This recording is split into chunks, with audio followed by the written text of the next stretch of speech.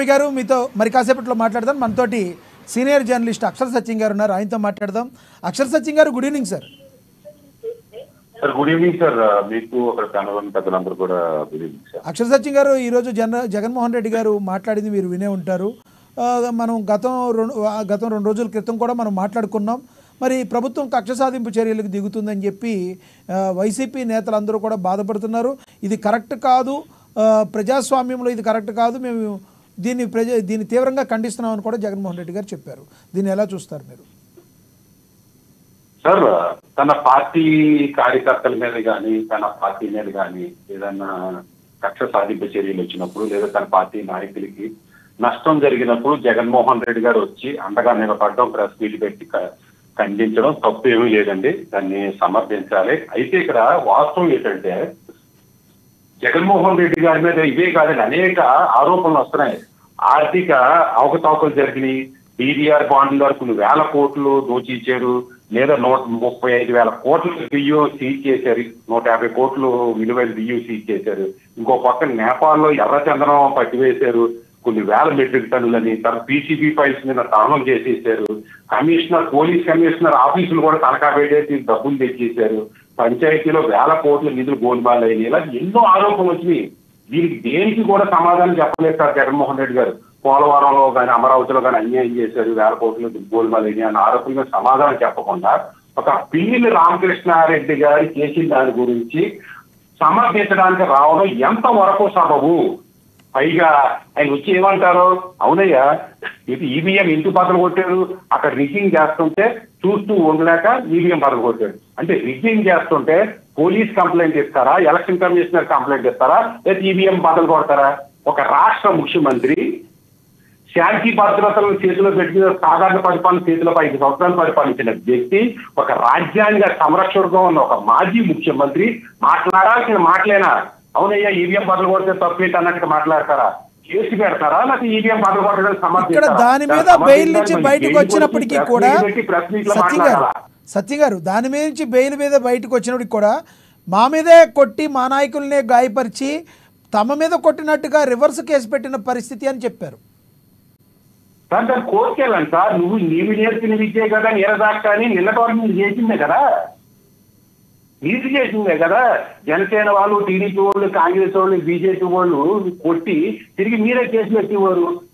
మీరు ట్రైనింగ్ ఇచ్చిన పోలీసులే కదా, మీ కింద పనిచేసిన పోలీసులే కదా, మీరు చేసిన పోలీసులే కదా. నిన్నటి వరకు మీకు చేస్తుంటే తెలుగుదేశం నుంచి 15 రోజులు కూడా కావట్లేదు. అంటే నిన్న గత 5 సంవత్సరాలు కూడా పోలీసులు మీరు చెప్పినట్టు విన్నారా? సరే ఇప్పుడు టీడీపీ వాళ్ళు చెప్తే విన్నారు అనుకుంటాం.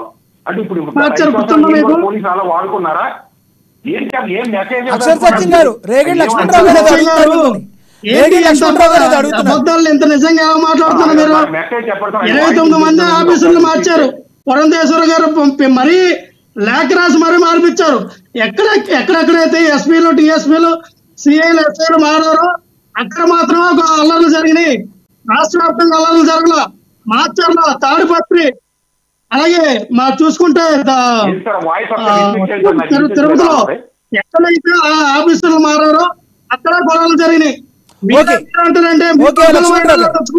ఆయన సమాధానం చెప్తారు, నేను చెప్తాను. సత్యం గారు నేను చెప్తున్నాను. ఆయన ఏమన్నారు, ఆయన ఏమంటారంటే ఎక్కడైతే పురంధరేశ్వర గారు లెటర్లు రాపించి మరి ఎస్పీలని ఎవరినైతే అడిషనల్ ఎస్పీలని మార్చారో, మాచర్లు అయితే ఏంటి, లేదంటే తాడిపత్రి అయితే ఏంటి, ఎక్కడైతే మార్పిచ్చారో పోలీసు మెయిన్ సిబ్బందిని మార్చారో అక్కడే గొడవలు జరిగినాయి కాబట్టి వాంటెడ్లీ మార్పిచ్చారు అంటున్నారు ఆయన. సార్ ఇప్పుడు 2024 ఎలక్షన్ లో ఓన్లీ డీజీపీనే మార్చింది బీజేపీ. 2019 ఎలక్షన్ లో డీజీపీని చీఫ్ సెక్రటరీని కూడా మార్చింది. వాళ్ళు కూడా ఇలాగే మార్చుకున్నారు. అంటే అప్పుడు మీరు డీజీపీ చీఫ్ సెక్రటరీ అప్పుడు మార్చారు, అప్పుడు ఇలా చేశారు, మేము ఇలా చేసాం, అప్పుడు వాళ్ళు కొట్టారు, మేము ఇప్పుడు కొడతామని అంటారా? అంటే మీరు సమర్థించుకుంటారా? ఇప్పుడు బీజేపీ ఇంకా 50% కూటమి సపోర్ట్ చేసింది, 50% వైసీపీ సపోర్ట్ చేసింది. ఎందుకంటే చీఫ్ సెక్రటరీని ట్రాన్స్ఫర్ చేయకుండా ఏం ఆరోపణలు లక్ష్మణరావు గారు? ఒకళ్ళు చేశారు సార్ ఇది మరి జర్నలిస్ట్ మీరు ఎవరైనా సమాధానం చెప్తారు. నిజాలు మాట్లాడండి. మనం ఎంత బదిలీ చేసినా పవన్ కళ్యాణ్ గారికి, చిరంజీవి గారికి, అరే మన సామాజిక వర్గం ఒకటే, మనం ఎంత బదిలీ చేసినా, ఎంత జాకెట్లు పెట్టి లేపినా వాళ్ళకి అంత సినిమా లేదు అక్కడ. మన జాకెట్లు లక్ష్మణరావు గారు ఒక్క నిమిషం ఆగండి. నాకు అర్థం కావట్లేదు. లక్ష్మణరావు గారు నేను నిజంగా ప్రజల కోసం మాట్లాడాలి. జర్నలిస్ట్ గా లక్ష్మణరావు గారు నెక్స్ట్ మీకే ఇస్తే ఈవీఎం రిగ్గింగ్ చేస్తే ఈ పగకొట్టడం తప్పేయడానికి ఒక చీఫ్ మినిస్టర్, మాజీ చీఫ్ మినిస్టర్ మాట్లాడుతున్నాడంటే ఎంతకంటే దౌర్భాగ్యమైన పరిస్థితి ఇంకోటి లేదు సార్. సిగ్గిచేది సార్. రెండోది కులం చూడడం, మతం చూడడం, అన్ని పదాలు అదే నిజమే. మరి అన్ని పదాలు మీ కులానికి, రెడ్డి కులానికి తప్ప ఎవరికి ఇచ్చేసారు చెప్పండి? ఎవరికి ఒకళ్ళు చిన్న చిన్న పనులు ఇచ్చారు. బొత్స సత్యనారాయణ నాటి రివ్యూ పెట్టుకొని లేదని అన్నారు. ఒక్క మినిస్టర్ ఎప్పుడన్నా ఇవాళ తెలుగుదేశం టైంలో పెడుతున్న కూటమి ప్రభుత్వం పెట్టిన రివ్యూస్ గత 5 సంవత్సరాలు ఒక్క మంత్రినే రివ్యూ పెట్టాడా? రెండోది ఇది ప్రభుత్వం వచ్చింది, అన్నదానికి అయ్యి స్కీమ్స్ ఇవ్వట్లేదు, పిల్లలకి రైతు పోయి అమ్మఒడి ఇవ్వట్లేదు అంటున్నారు. వైసీపీ ప్రభుత్వం 2019 మే జూన్ లో వస్తే మీరు ఏ స్కీమ్ అన్నా 8 నెలల లోపల ఏదైనా ఇంప్లిమెంట్ చేశారా? మీకమ్మో 8 నెలలు కావాలా? కనీసం ఒక నెల కూడా ఇవ్వరా? ఏం మాట్లాడుతున్నారు సార్ జగన్మోహన్ రెడ్డి గారు? మీరు ఏ పథకం అయినా 8 నెలల లోపలే ఇచ్చారా? ఓకే అక్షర్ సత్య గారు, మరి కాసేపట్లో మీ దగ్గరికి వస్తాను. ప్రతిపక్షం లేకుండా దాడులు చేస్తున్నారు అంటున్నారు. మీరు 175 170 రావాలంటే ప్రతిపక్షం లేకుండా చేద్దామని కదా 170 రావాలన్నారు. ప్రతిపక్షాన్ని అణిచివేయాలని కదా, ప్రతిపక్షాన్ని చంపేస్తారనే కదా. మరి మీరు అంటున్నది ఏంటి? ప్రతిపక్షం లేకుండా చేస్తున్నారని అంటున్నారు. మీరు మీకే వచ్చేసి ప్రతిపక్షం లాగానే చేస్తున్నారు. మీరు అన్నారు చూసారా, తీసుకోవాలి మా మీద దాడులు జరుగుతున్నాయి. మీరు ఓడిపోయారు. అలాగే ఈ రోజు తెలుగుదేశం వాళ్ళు, జనసేన వాళ్ళు కూడా రాస్తే వాళ్ళే ఓడిస్తారు.